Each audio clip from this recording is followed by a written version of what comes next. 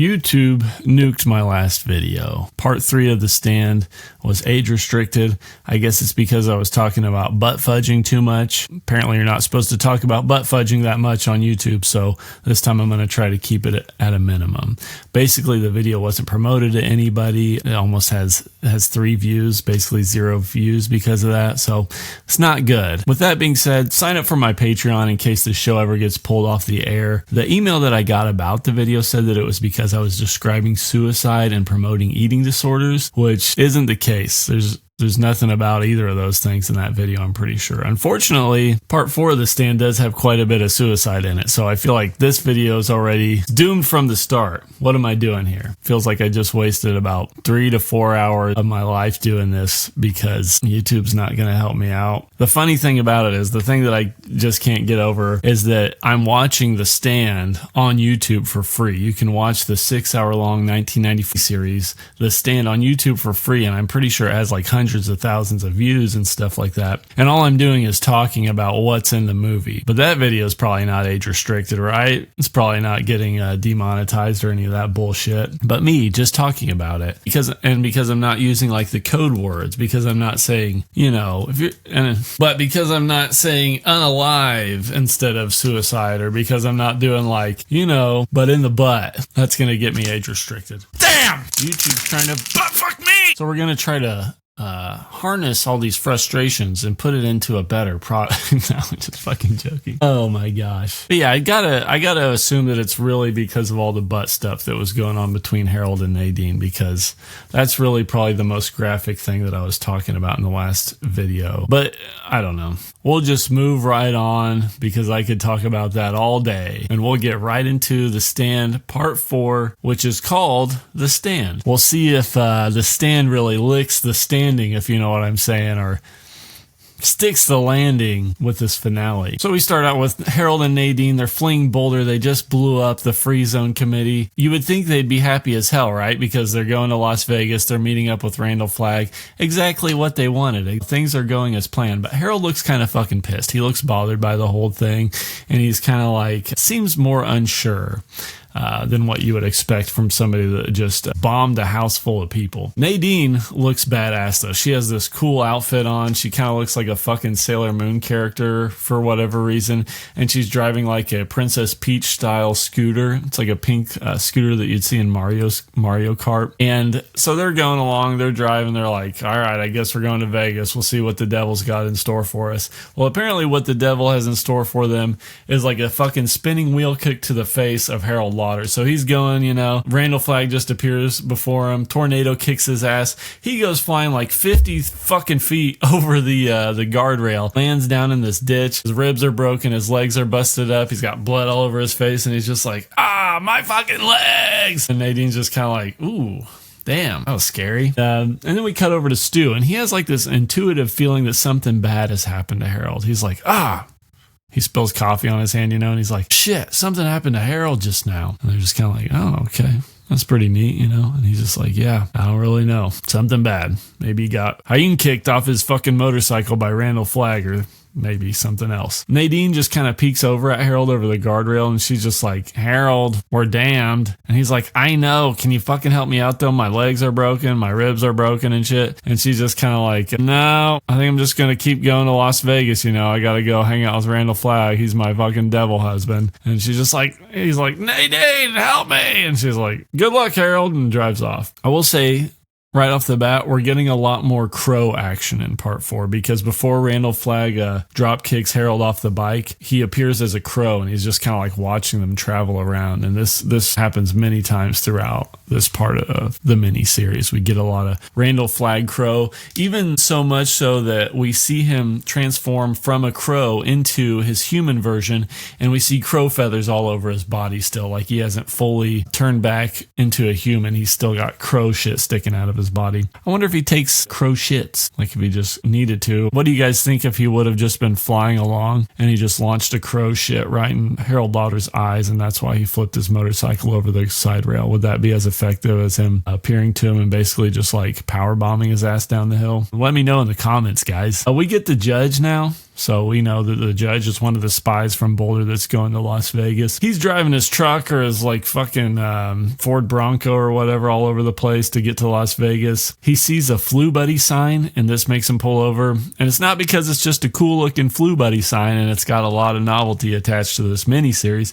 It's because there's a man crucified on it, and he's just got a little sign on his body that says drug addict spelled in hypodermic needles. So this is what I was talking about in the last episode, where it's like, if you do drugs in Las Vegas, Randall Flagg's going to burn you alive and nail you to the cross or something. He's going to make an example out of you by skinning your body and leaving you out in the desert. It's just one of those things where it's kind of like there's this weird moral disparity there, where it's like you're cool with crucifying people on a Flu Buddy sign and burning them alive, but you don't want them to do drugs in Las Vegas. I don't know how that wouldn't be a little more obvious to the people there, that like, hey, maybe we shouldn't trust this guy. Like he, maybe if you have too many beers, he'll melt your brain and like launch you into hell. But if you, melt someone's skin off their body for drinking too many beers, he's like, that's part of what I want. That's part of me doing cool stuff in Vegas. So we know that Randall Flagg knows about the spies coming. He knows that they're sending 3 people to spy on Las Vegas. So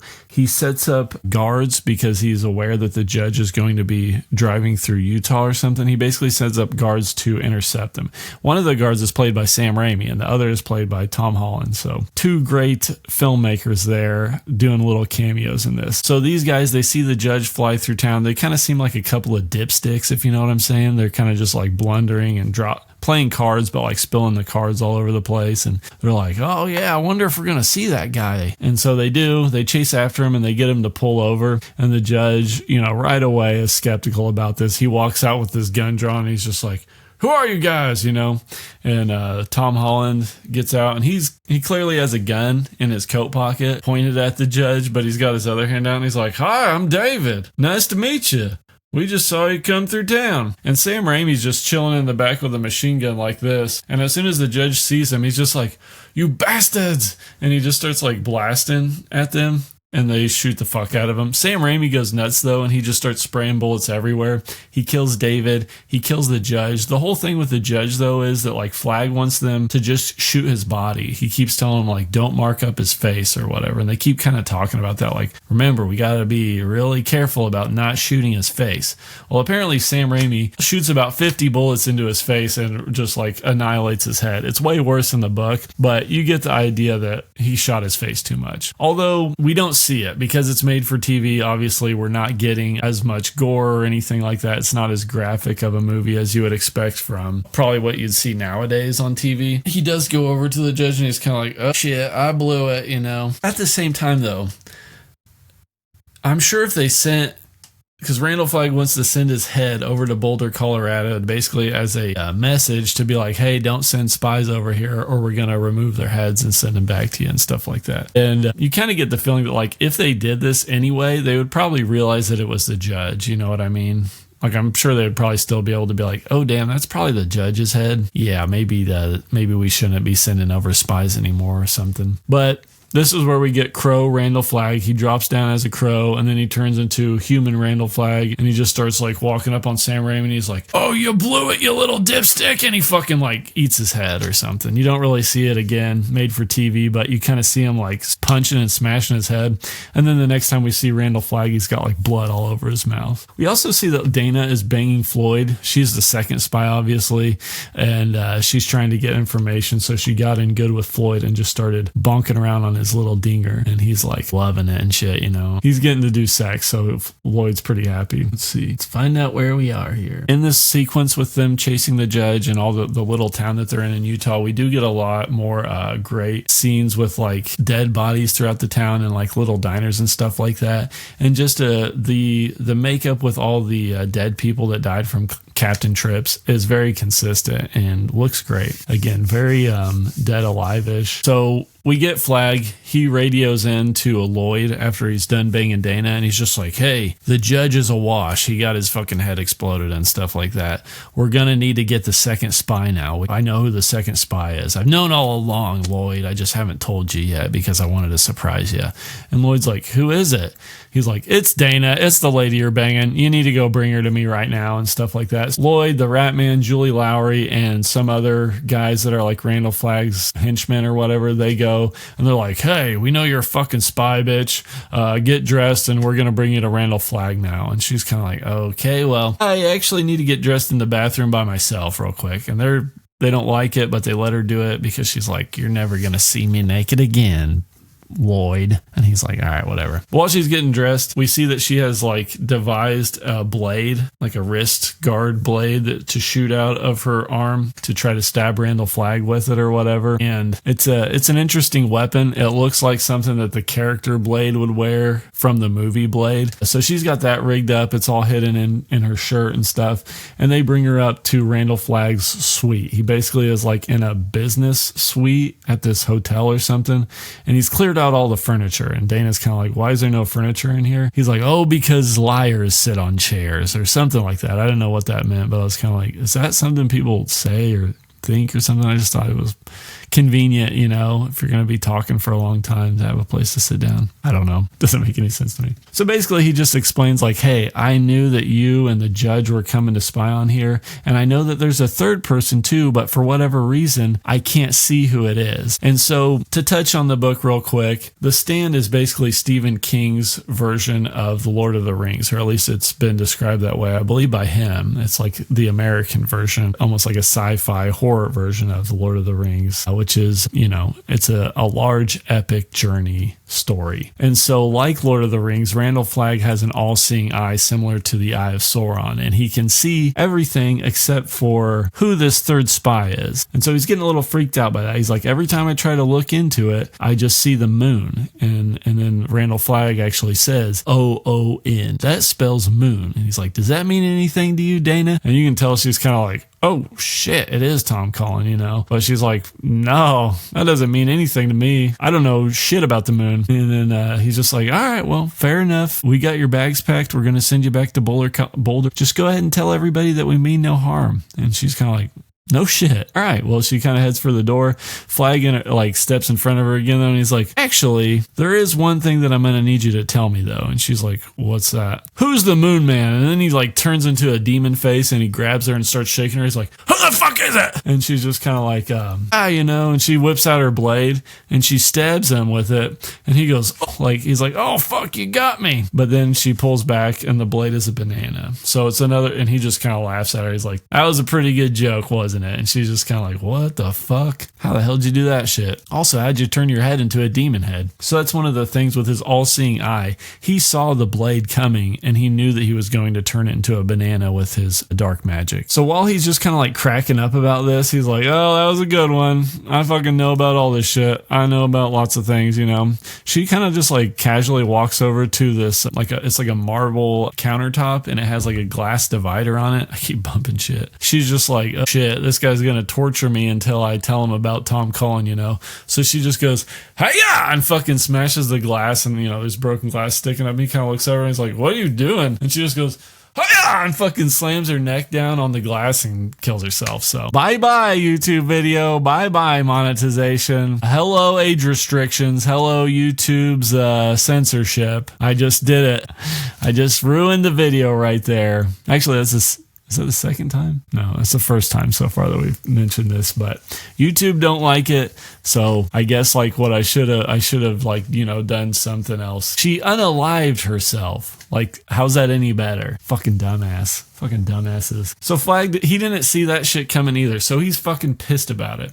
And this is really the point when you get the sense that like he's starting to slip up. Like he can't see who the third spy is. He didn't realize that Dana was going to kill herself. And, you know, the judge got killed in the way that he was not expecting or not wanting to happen. So like things are starting to not go as planned for Randall Flagg. Whereas like before in the book and in the movie, you kind of get the sense that it's like, how are these fucking guys gonna compete with Randall Flagg? Like he does magic, he's got devil magic on his side, and he seems to be, you know, like at least like able to see into the future and kind of predict what moves they're gonna make. I wouldn't say he seems like all knowing, but you get the sense that he kind of is aware of what's going to happen. So it's like, what are they going to do to beat this guy? But this is where you start to see some of his weaknesses and that he's not as in control as he appeared to be. We get a quick scene where Tom sees that the moon is full, and this is his hypnosis sign to go back to Boulder, Colorado. So he's just like, MOON.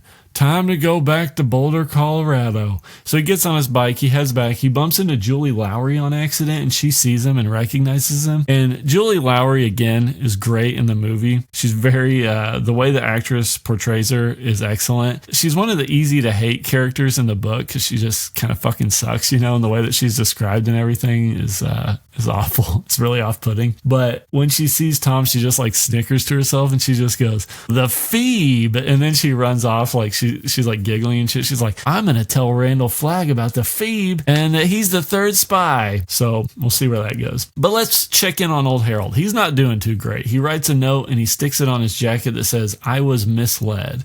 And then he blows his head off with a gun. Again, no one's going to see this video, huh? I'm spinning the wheels right now. I'm just wasting my time. I need to talk about a different movie. You think a made-for-TV movie from 1994 would be a little, less controversial than this? YouTube would be okay with you hearing about a made-for-TV movie. It's kind of ridiculous. There's true crime stuff on YouTube. There's plenty of other movie reviews. You can watch movies on YouTube. Do people really skirt around this shit that much where they're just like, after he wrote the note on his chest, he just went, ah.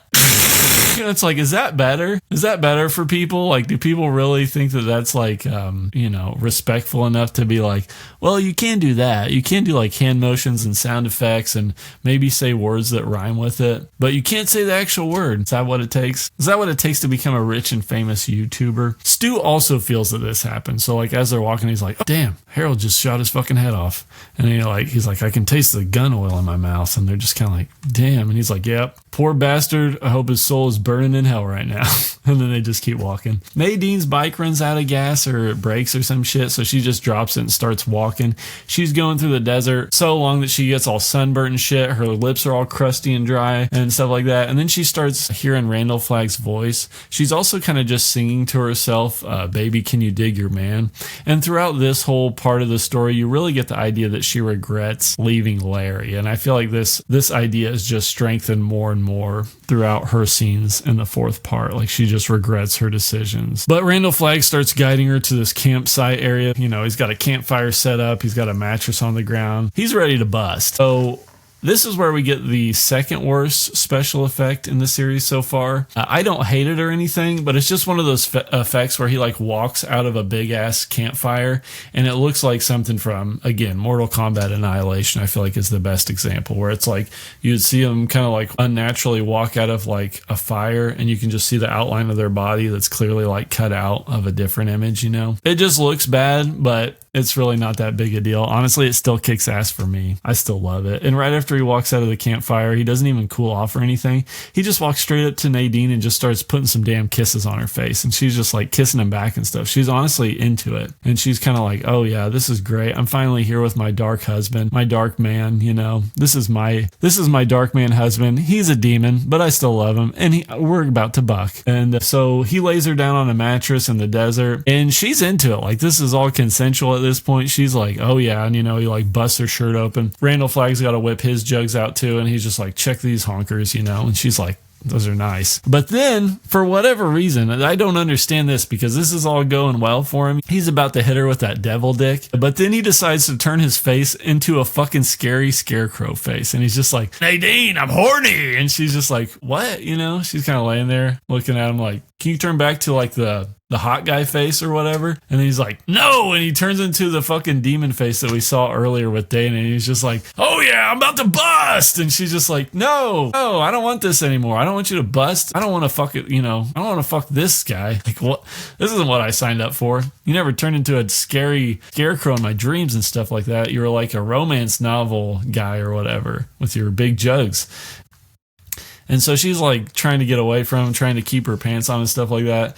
Randall Flagg rapes her, just straight up rapes Nadine out in the desert. And it's like, okay, guys, what am I supposed to talk about here? Again, am I just supposed to be like, he wants to do but no, it's not, she does not want it. So he busts. busts inside her big time. And then we cut to the next morning where Randall Flagg's singing Baby Can You Dig Your Man while he's driving through the desert. He's like in a big convertible and he's all happy and shit, and Nadine's basically catatonic at this point. She's just like in the passenger seat, just like, fuck. When they get to Vegas, we see that her hair is fully white. Basically, they just kind of walk up to Randall Flagg's casino apartment thing that he lives in. We cut over to Trash Can Man. He's in Indian Springs working on the planes, or at least like that's what we think. But he starts hearing all the voices in his head of all the boys and kids that used to bully him when he was a little kid. So it's just this kid that's like, yeah, you burnt up old lady fucking Winter's pension check, Randall Flagg. You burned up old lady Winter's pension check there, Trash Can, you piece of shit. And then this like girl pops up and she's like, I bet you pissed the bed, you little pussy. And he's just like, oh,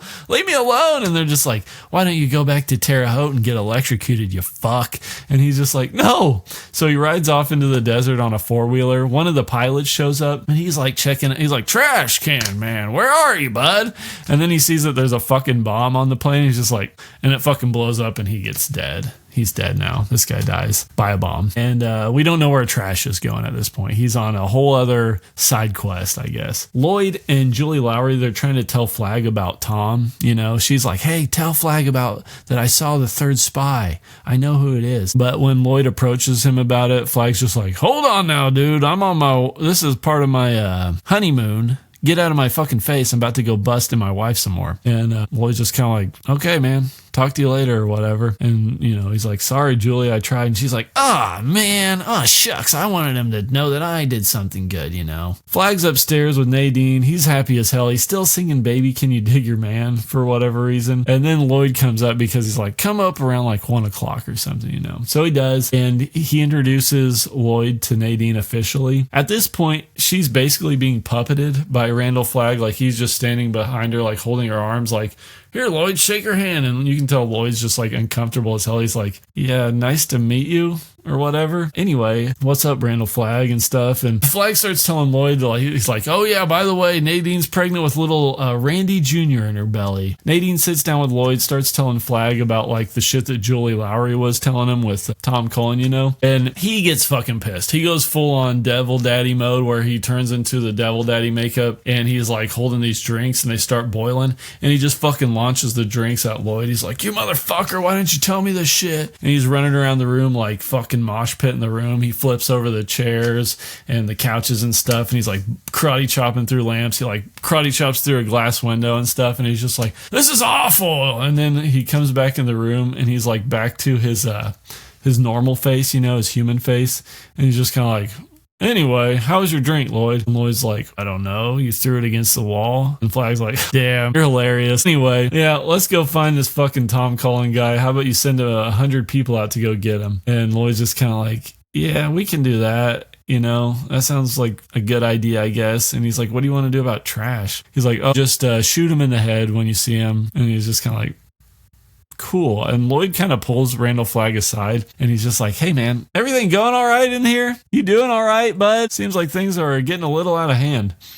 Flagg's like, yeah, everything's going great. What are you talking about? I just got married to my wife, Nadine. Everything's going to be fine. And so he kind of like shoos Lloyd out of the room. You know, he's like, see you later. Take care of these motherfuckers that I told you to take care of. While that's going on, we see Nadine is starting to creep over to the window, like on this balcony. And right as Lloyd leaves, she just turns around and just like, hey, Randall Flagg, you're a pussy. I hate you. Harry is going to come here and kick your ass. I wish I would have married his ass instead. He doesn't suck and you do suck and stuff like that. And so Randall Flagg's just kind of like, what, bitch? What'd you say to me? And he turns into demon mode again. He's just like, yo, yeah, you're gonna have my fucking devil baby and stuff like that, and you're gonna love it. And she's just like, you think so? And she just jumps off the balcony and fucking kills herself. And it's like, God damn it. Not again. How many is that in this movie? Might as well just make this a Patreon exclusive episode at this point. No one's going to hear this shit. No, I'm just kidding.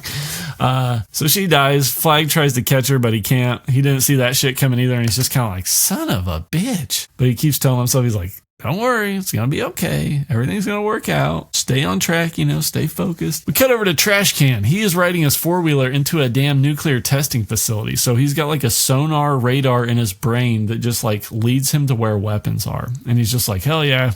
This is where the nukes are. This is where the A-bombs are at. So he's just inside a bunker full of missiles. After that, we get this great opening scene where this lady just has a water hose and she's just hosing off the sidewalk where Nadine hit. And it's just like, nice. Just a bunch of blood everywhere. This guy, Whitney, this guy, Whitney, comes up to Lloyd and just starts telling him like, hey, yeah, some of the Vegas folks and myself are going to split to South America because shit's getting out of hand here in Vegas.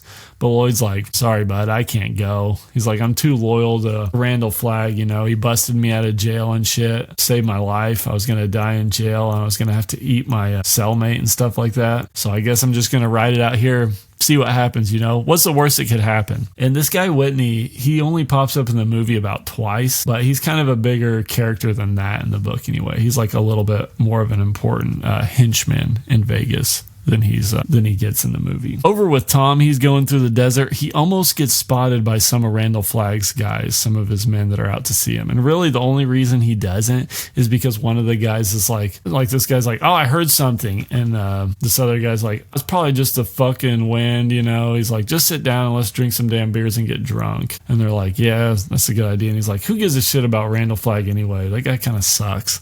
And they're like, you know what? You're right. Fuck it. Let's just hang out in the desert. We're back with the four from Boulder, Colorado. Stu, Larry, Ralph, and Glenn. They come into this like big crater in the road. It's like a big embankment that they have to make their way through. They're worried about Glenn getting down because he's like 80 years old, but he butt scoots down that fucking thing, no problem. And he's just kind of like celebrating at the end. He's like, oh yeah, I fucking did it, guys. You can do it too. And so they all get down there. They're hooting and hollering, really having a pretty good time right now. But then once they get down there, you know, they got to climb up the other side, which is just as tall and just as steep pretty much. Stu's like, I'll go first. Doesn't look like that big a deal. He gets up to the top, almost no struggle. Basically, the only thing that happens is like he grabs onto like a loose root or something, but he gets his footing pretty quick. When he gets to the top, though, he starts celebrating. He's like, hey, I did it. And then as soon as that happens, the ground falls out from underneath him. He goes flying down the hill, breaks his damn leg, and they're all just like, oh shit, Stu. And so they prop him up to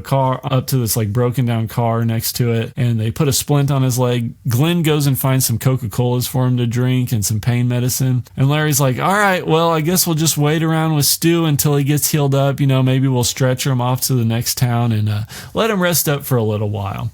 And Stu's like, no way, Larry. No way we're doing that shit, actually. You guys need to keep on without me. And Larry's like about to lose his damn mind over this. He's like, no way, Stu. You're the most badass guy we know. How the hell are we going to go fight Randall Flagg without you? But Glenn and Ralph are like, no, Stu's right, Larry. It's part of God's plan. We got to leave him. Mother Abigail said one of us would fall. We just never expected it to be Stu Redmond because he's such a big badass. And so they're kind of like, all right. They leave Stu with Kojak and a few supplies like the pain meds, the sleeping bag, and stuff like that. And basically, Stu kind of tells him like, it's part of God's plan. If he wants me to survive, I'll survive. And he does. We see that like Stu's cooking up rabbits. Kojak's catching rabbits for him and he'll like cook them up over a little fire. But we also do see that Stu's starting to get pretty sick. He's coughing. He's sounding pretty rough. And he's kind of like laughs and he's like, I guess the flu's going to kill me after all. And it's just kind of like, fuck, that sucks. After all this, that's how you're going to go, Stu. Glenn, Larry, and Ralph, they make it to the city limits of Vegas pretty quick. They're immediately picked up by Flagg's men like Ratman and the chief of police. This guy, they arrest him and they're kind of justifying it. They're basically like, yeah, I've been the chief of police for 30 years. You guys are under arrest. And they ask for their social security numbers and Larry just starts cracking up about this shit. They're just like, are you joking me? It's the fucking end of the world, dumbass. We don't have social security numbers anymore. And they like punch out Glenn because he's the oldest probably, and then they take him to jail. So these three, they're in jail. These three are in jail. Flagg shows up to talk to Glenn, and Glenn right away just kind of like gets in his face and starts smiling at him. He's like, it's pretty awesome. This whole like sit back and forth between Flagg and Glenn is it's great. It's one of the best in the movie, I think. And Flagg's doing everything he can to intimidate Glenn. He starts like making his arthritis act up and stuff like that, but Glenn's just like toughing it out, and he just like holds his hands up to him, and just like you hear his hands like crunching as he like squeezes them shut, and he's just like smiling in Flagg's face, and he's just like, it's not so bad, is it? And Flag's just kind of like, hey, if you just want the pain to go away, just let me know and I can make it happen. Glenn just starts cracking up and he's like, holy shit, bitch. I thought you were going to actually be scary, but you're just like kind of a damn little pussy in a jean jacket. Fucking Bon Jovi looking ass pussy, you know what I mean? And Flag's just like, all right, Lloyd, shoot this motherfucker. And he goes, sits down in the corner and Lloyd's like, are you kidding? He's an old man. And Lloyd seems like really hesitant about this. Like he's having a lot of trouble siding with Flag still. I think he's starting to realize like, this guy's harmless. He's locked up in jail and you want me to kill him just because he insulted you and because he's not like scared of you or whatever. So then like Glenn kind of starts like talking shit to Lloyd too. He's like, hey man, I don't blame you. He's like, you know, this guy's not telling you the truth or whatever. And Lloyd just starts blasting him. Larry and Ralph hear the shots and they kind of like take each other's hands through the bar cells and they're just like saying a little prayer, you know. And then we get another Mother Abigail dream sequence. She's telling Stu, like, hey, Stu, wake up. You need to go back to Boulder and bring the news back about what's happening. And then there's like a little title at the bottom of the screen that says, Pale Horse, Pale Rider. Stu starts trying to crawl his way back up the embankment. He's like about to the top. You know, his broken leg is obviously a big problem. Kojak's trying to encourage him. But as he's getting to the top, he keeps kind of slipping. And then all of a sudden we hear a voice and it's Tom Cole and he's just like, hey, Stu, take my hand. So Stu does. He pulls him up there and he's just kind of like, yeah, I was actually quite a ways past this, but Nick's been talking to me in my dreams and he told me to come back this way. And so Stu's kind of like, hell yeah, thanks a lot, Tom. I think just from like Gary Sinise's expression, you get the idea that he's not sure if he's like hallucinating Tom Cullen at first. He's just kind of like, is this real? Then we cut over to Las Bungus again. They're bringing Ralph and Larry to the center of town in an armored car at gunpoint. People are starting to like riot for some reason. It's like the police have to like beat this guy up who's like trying to get out Larry and Ralph as they're like pulling him out of the van. It's kind of a weird scene going on. It feels very like, that's kind of the feeling you get with Las Vegas throughout the entire movie, which is maybe the only thing that one of the things that I think I would have liked to see done a little differently. I think if they would have depicted it more as it is in the book, that would have been cool with just the how it feels more like a normal civilization, just with Randall Flagg at the head of it. So you have all these like kind of subtle things that are going on, like all the killing and stuff like that, and all the control and totalitarianism and stuff like that that's going on. You could see that through this like normal lifestyle. You would still like get the feeling that like this isn't right, like this is obviously the bad side or whatever, but they really go out of their way to like hammer it home that like, oh yeah, these guys are evil, the whole Las Vegas and stuff like that. As they're getting Larry and Ralph out of the van, for some reason they let Larry bring his guitar. Ratman grabs the guitar and just goes, "Disco's dead," and fucking smashes it on the side of the truck or whatever. And he's just like, yeah, there you go, Larry, little bitch. And Larry's kind of like, you guys are about to fucking pull me apart, you know, fuck my guitar, idiot. But anyway, they drag Larry and Ralph up to these like metal cross displays that are going to dismember them slowly. It's like medieval torture where they just have like a crank and it's slowly like pulling their arms and legs apart. It's just like, god damn. But it's set up like a damn outdoor concert event. There's like these giant like lights above them and there's a third one in the middle, like in between them, and Randall Flagg just like walks out of it like it's a damn ghost concert or something. There's like fog machines everywhere and he just gets on the mic and he's just like, what's up, Las Vegas? And Randall, he pulls out like a paper and starts reading it. He's like, these two are insurrectionists and are responsible for the deaths of Carl Huff or something like that. And then he's just like, he announces that they're going to be executed by dismemberment, and everyone's just kind of like cheering the whole time. They're like, yeah, fuck yeah, this rules. Ralph and Larry are kind of like talking shit like over him while this is going on, but everyone's just like, boo boo, we don't want to hear you motherfuckers, we just want to see you get pulled into pieces, this is awesome. And then so that guy Whitney, he pipes up and he's just like, hey everybody, we gotta stop this shit. This isn't how Americans are supposed to act and stuff. He's trying to talk some sense into the crowd.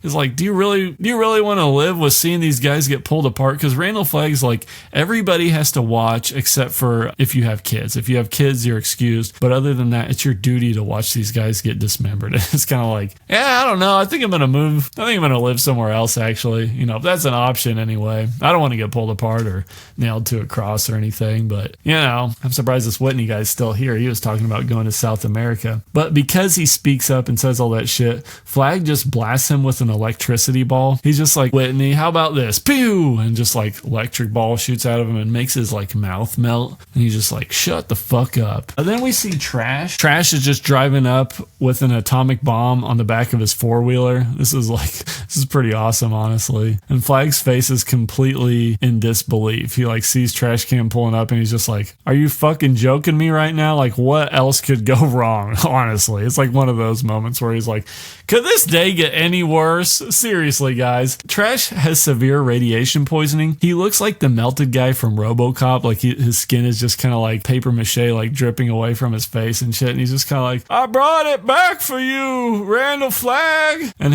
when he pulls his goggles on, you know, he pulls the goggles off and it's just like melty fucking goop is just like sticking under the goggles off of his face. And he's just like, I'm hurting pretty bad, guys. Trash tells Lloyd, he's like, hey, I brought an A-bomb with me. And Lloyd's just kind of like, get that shit out of here, motherfucker. What are you doing? Julie Lowry tries to run away. She's like, oh shit, that's a fucking bomb, yo. She goes sprinting and she trips over Whitney and it's like she gets electrocuted because Whitney's still getting electrocuted. It's hilarious. She just falls down. She's like, ah! Speaking of electrocution, the electric ball that is, sucking the shit out of their body right now just pops up into the air and starts like floating towards the A-bomb. And then it turns into a giant hand and it goes into the sky and just starts floating over the bomb. And it's the hand of God. Like Larry and Ralph are both just like, holy shit, it's the hand of God. The hand of God grabs the A-bomb and just nukes the hell out of Vegas. It's just like, check this out, motherfuckers. It's like mission complete. Like, it makes sense. It really does. But you're kind of like, couldn't they have done that without Larry and Ralph being there? But at the same time, they couldn't. And the reason why they couldn't is because this was all basically to like distract and discombobulate Randall Flagg's plan and just kind of like totally fuck up his ability to see what's going on. Because if he would have seen Trash Can Man coming, or like if the guards would have been there, because they're all at this dismemberment meeting, there's nobody watching the border of Vegas right now. So he just strolls right in on his damn four-wheeler. That is kind of the other thing that I didn't mention, and I can't remember, but I don't think the movie really like addresses this too much. Randall Flagg, similarly to Tom Cullen, Randall Flagg can't see what the Trash Can Man is up to. Like he's aware of him, and he feels like a connection to him, but at the same time, he doesn't know what his next move is going to be. And his next move is apparently to bring this nuke to Vegas, and God just fucking nukes everybody, and he's like, sayonara, sucker. Last minute, Flagg turns into a crow and tries to fly off. I don't know if this works or not. I'm not going to talk about the book because it's a little different, if you know what I'm saying. Stu and Tom, they see the explosion in the distance, and Stu is just kind of like, well, that does it. Ashes to ashes, dust to dust. Randall Flagg will no longer bust. It's not actually in the movie. Stu and Tom, they get a car going, and they make it to Green River, Utah. They find a decent place to stay. Tom is basically force-feeding a PB&J on Stu. He's like got him in like a crossbody hold, and he's got the PB&J up to his mouth, and he's just like, Stu, you gotta eat the PB&J. My mama told me you gotta eat it. She always told me eat the PB&J. And Stu's just like, well, I'm fucking sick. My fucking leg's infected and I'm dying from fucking pneumonia or something, or the flu. And then Tom's just like really defeated. He's like so upset because Stu's not eating. Stu's sick as hell. He doesn't look like he's gonna make it. That night though, Nick appears to Tom in a dream and leads him to where he can find antibiotics and other medicine to help Stu recover. And this works. He brings it back and he knows exactly like the dosage to give Stu, and Stu gets better, and he's kind of like, how the fuck do you know to do that shit, Nick told me. I told you Nick tells me stuff in my dreams. And Stu's like, yeah, I guess, that makes sense. That's kind of how the whole movie's been going, honestly. Everyone's been having fucking crazy dreams. And there's this moment after this where Tom is just kind of like outside crying to himself, and Stu's feeling a lot better. He goes out and he comforts him, and he's just kind of like, what's going on, Tom? He's like, I can't remember what Nick looks like. And it's just like, God damn, Tom's the best. Tom's the best guy. He's the best friend. And he's just like, yeah, Nick was my best friend, and I don't even know what he looks like anymore. Stu's like, let's get the fuck out out of here, brother. Let's go home. So they get a truck. They hook up a snowmobile to the back of it, and they get as far as they can in the truck until the snow gets too bad. And then they just snowmobile the rest of the way. Also, Kojak is still with them, by the way. You don't see a whole lot of Kojak from this point on. He's just kind of hanging out, you know. So they pull up to Boulder, Colorado. Teddy Wyzak, this other dude, they're just kind of on lookout with rifles at the free zone. And they're just like, hey, who goes there, you know? And they're like pointing rifles at Stu and Tom because it's really snowy. And they're just like, holy shit, it's Stu and Tom. I can't believe you guys are back. Stu! That's really great. You know, we get some top-notch Stephen King acting again. Pretty awesome. Teddy breaks the news to Stu that the baby was born early and it has the flu. It's really upsetting, like this whole sequence here. And like you kind of especially feel for Stu because like you've been through so much shit at this point. He finally makes it back and the first thing he hears is like, sorry, Stu. I don't want to be the one that breaks this to you, but Fran had the baby early and it's got the flu. And you know Stu's thinking like, holy fuck, yeah, what? So he goes to see Fran, he wakes her up in the hospital, and she's like, is this a dream? He's like, nah, baby, I'm back, you know, I made it. Tom helped me out, Kojak helped me out, we made it back. Larry and the others, not so much. So Stu and Franny, they have a touching moment in the hospital, you know, they're talking about the baby and stuff like that, and the doc comes in, Franny's just like, instantly like, the baby's dead, isn't she? And the doc's like, no, actually, quite the opposite. The flu's passed. And they're like, holy shit, are you joking me? You know, they're so happy. They go to see the baby in the nursery, and you just get this little pink baby sitting there. Very, very sweet, very cute, very touching moment. Lucy and Joe, they show up there, and, you know, Stu's like, sorry about Larry, you know. I can't believe Larry's dead. And we also find out that Lucy is pregnant with Larry's baby. So it's just kind of like, motherfucker, dude. This one's really just like hitting you at the end where it's like, Jesus. While they're looking at the baby, a Mother Abigail image appears above the baby. And it's like, what a beautiful little baby, you know? And then we get a montage of all the Free Zone characters that died with some touching music, at least like the main characters. And Stu asks Fran, he's like, do you think people can really change? And, you know, she's like, I don't know. I can't remember what she says. I should have wrote it down. But she's like, yeah. Probably. Maybe they can. Maybe they can't. We get a close-up on the baby, and then we get the credits. That's it. We made it, guys. 6 hours through the Stand miniseries. I don't know, guys. This might be the best Stephen King adaptation. I'm on a mission right now to watch all of the Stephen King movies and read all the Stephen King books and for once and for all, come to a conclusion. Which one is the best? Because isn't that the most important thing? I'd give The Stand 4 out of 5. It's a 4 out of 5 movie for me, which I know is pretty high, probably higher than I expected for sure. But the movie, it's a lot better than I expected. You know, it has its cheesy moments, but, you know, it is of its time and it was made for TV. So already there are a lot of restrictions put on this movie and it's got, you know, it's got all these things holding it back and it still pulls off a really great, faithful adaptation to an incredibly dense story that almost feels like one of those books where it's like, how could you pull this off in 6 hours? And I feel like this, I don't know. I haven't watched the new version of The Stand yet. I'm sure we're going to get to that. I don't know how else you could pull this off, really, unless you just made it longer and really like detailed everything. I think one thing that they could do is, and maybe I'll get into this more in a different video, is that if they did really go like almost beat by beat throughout the book, if they kind of like focused in on more of the subtle dramatic parts of the story, you know what I mean? Like almost like obviously it's always going to be like a horror apocalypse, somewhat like science fiction-y story and stuff. And I think, you know, that's always going to be like one of the main themes. It's always going to be one of the main contributors to the story. But at the same time, I feel like you could really like lean into the dramatic moments with like everyone's personal lives and stuff like that. And it would still be really interesting and really doable. I do think they do a good job with that here. Like this doesn't feel like a straight up horror movie to me. It feels like it's like equal parts horror, drama, sci-fi, I guess you'd say. I feel like with like a lot of the devil stuff and a lot of the magic, it gives it like somewhat of a sci-fi feel. Anyway, 4 out of 5. That's my rating. That's what I would give The Stand miniseries. We're not done with The Stand yet.